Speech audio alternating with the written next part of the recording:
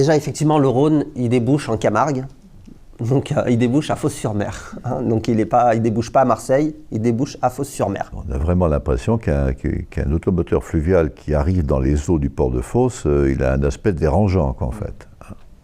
Alors que, bon, il existe quand même suffisamment d'exemples au monde qui sont largement aussi compliqués que le port de Fos et dans lesquels le bateau fluvial, il a tout à fait sa place. D'ailleurs, de toute façon, ni Anvers ni Rotterdam n'existeraient à ce niveau s'il n'y avait pas un dégagement fluvial derrière. Sauf que la voie d'eau sur un segment de 350 km, hein, qui est Lyon, mais on peut aller au-delà, mais enfin on va dire 350, 300, 350, elle participe au trafic à hauteur de 6%.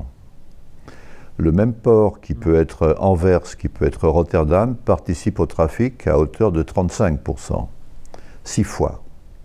Tout ceci parce que là-bas, ils ont réglé le problème de la répartition. Donc il y a vraiment, les deux destins sont liés, hein, le maritime et le fluvial sont liés.